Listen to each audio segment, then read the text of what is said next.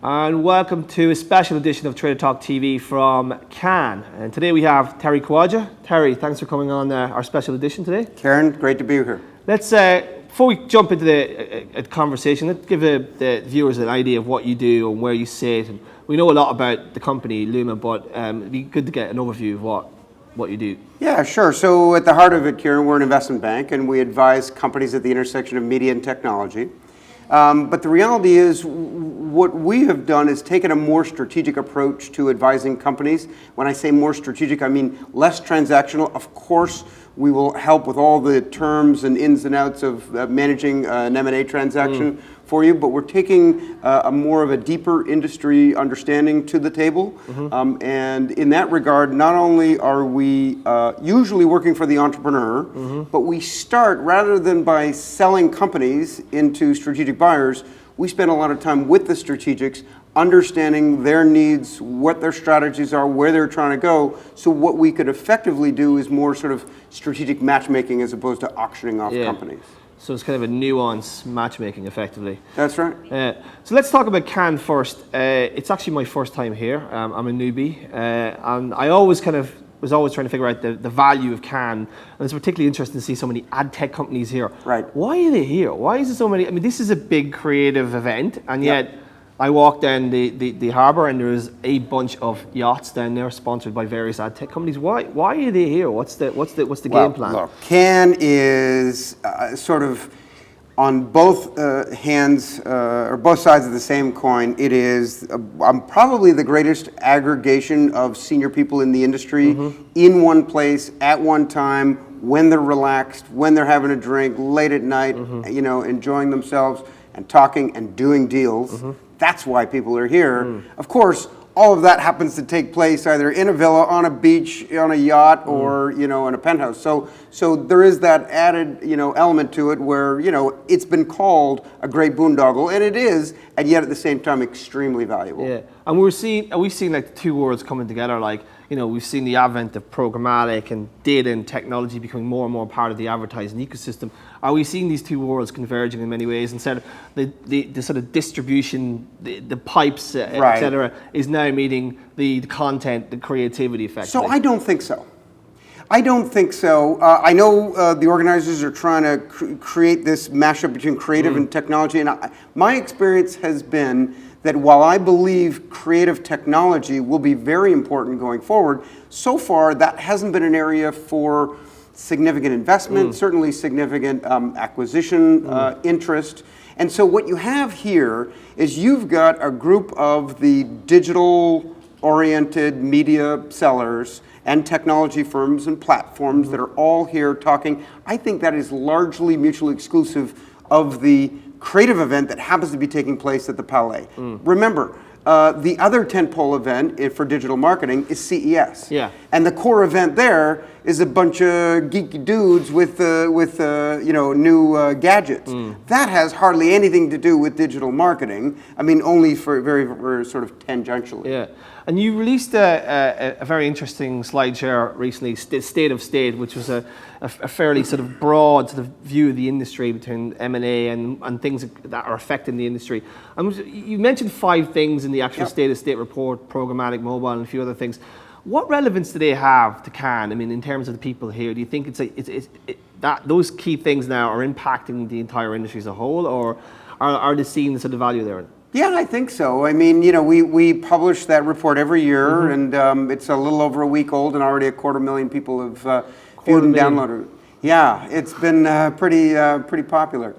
But in that, we're trying to identify the key issues. So what is affecting the intermediation between media and advertising? And I think it's extremely relevant to anybody playing, whether you're a digitally native company here having those kind of discussions, even on the creative side. I mean, we have a new piece. I'm dying to get this piece of content out about the future of agencies. Wow, that's a big one, actually. Which will be an interesting one. Would you think that it's an interesting one to skid over, but that we have these internal conversations ourselves about where does the agency go in terms of you're seeing a lot of sort of budgets go out to tender, and a lot of people, just arguably there's 24 billion in the market at the minute. Yeah. the client is looking for more transparency. You see deals being done directly with technology and the actual or the client themselves. So where does the agency fit into that? How do they make money? And there's been talk about kickbacks, etc. All those type of things.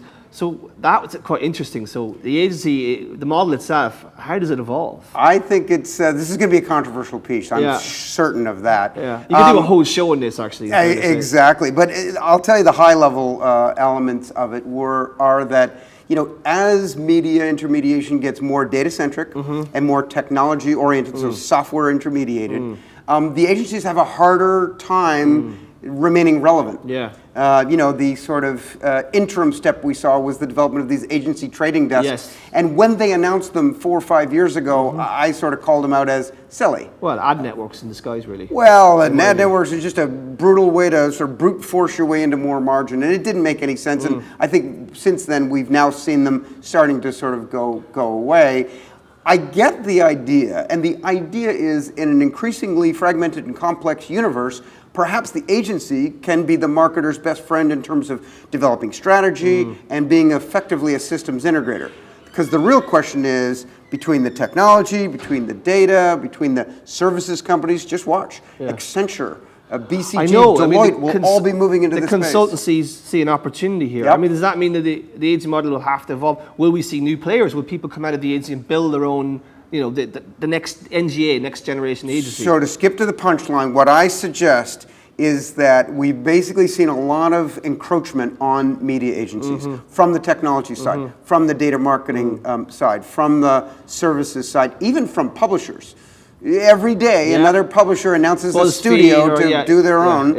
And so there's all this encroachment taking place on the agencies. But what we may well see is them going back to the way it used to be without the media buying, without necessarily even the holding company structure, so that it's all fragmented creatives. Which, by the way, brings me to the title of the piece, Back to Mad Men. Interesting. So we're going to see a fragmentation. Creative will become the core again, and the rest of it will be sort of like gobbled up by various creative storytelling, which is as critical, if not more critical, in a technology-oriented world, is still the bread and butter. It's still what the agencies do best. And it's high-margin business. It's high-margin business. They may look at their software brethren and be jealous about their revenue multiples from a valuation standpoint, but there will be no substitute for great storytelling. I mean, when I say Back to Mad Men, think about the phenomenal ideas that Don Draper came up with on the show. Yeah. So there's been quite a lot of activity in the M&A world in the last 12, 24 months, and we're seeing emerging now new buyers, new strategic buyers. And you usually had Yahoo and AOL and Google sort of gobbling up ad tech, but there's been a significant buy this year with Verizon buying AOL for $4.5 billion. Are we seeing now new buyers come into this market and looking at the opportunities that the ad tech industry is building in terms of technology and know-how, et cetera? Yeah, there's a lot of things to be excited about in digital marketing. I mean, let's just start with the organic growth, right? The ad spend continues to go up, despite whatever, despite the comments to the contrary. Digital is taking share, and it will continue to do so for quite some time to come. Non-search display is growing even faster, and programmatic is off the charts. That's great, and that's what's attracting all these people. People are interested in the core capability of right-time decisioning around consumer data, which is why you have seen deep-pocketed companies from a diverse set of industry sectors like CRM. Look at Oracle, has spent $6.5 billion just in the last 3 years in this sector. And the Adobes and SAPs and Salesforces, all in that category. You've got the consumer internet companies, led by Facebook, Twitter, and LinkedIn, but now we're going to see a second layer. Pinterest, Snapchat, Pandora, Spotify. They'll all be moving into the area as well. And they need to monetize their audiences and their media. They need to monetize their audiences, and they've come to the realization that in a fragmented world, you have to be a platform play, right? And maybe perhaps a multi-publisher platform play. They've got the massive networks. Why not now bring in some technology to help them monetize? So it's a very silly question to ask an M&A banker, but do you expect to see more and more consolidation, buying? Well, when you're a hammer, everything looks like a nail, but yes. We will see more because we haven't yet hardly heard from the large e-commerce companies, largely out of Asia. Alibabas of the world and the Rakutans of the world. world. Correct. Telcos are just getting started. We're working with 8 different telcos. Wow. You saw Verizon AOL. That is just the tip of the iceberg. I mean, we're going to see, again, here's another situation where these large, capable companies have limited, growth in their core business, and they're expanding into digital marketing because they have these large, multi-hundred million user networks, which they now can monetize. Yeah. So, just a final question, Terry. What do you see the big themes for this week, Can? What do you think from our perspective, from a data technology perspective? What do you think that will be the themes for this week? Well, I mean, I think all you have to do is look at the Palais to see the major sponsor, Snapchat. There's a big yellow awning over the entire thing. If that doesn't send a message, I think it sends a particularly strong one. Look, I think it's clear, we're moving towards more sort of software intermediation, and I think people are trying to get a sense for how do these worlds live together, whether it's the creative optimized for a data-centric technology world. Because I like to say the technology is it's not just pipes, it's a megaphone, right? So it amplifies whatever your message is. The better your message is to start with, and that's decidedly art and decidedly storytelling, great creative, then the technology can really set that on fire. Terry, Kawaja, thank you very much, and I hope you enjoy Can. Great to be here. And that was Trader Talk TV, and we'll see you next time.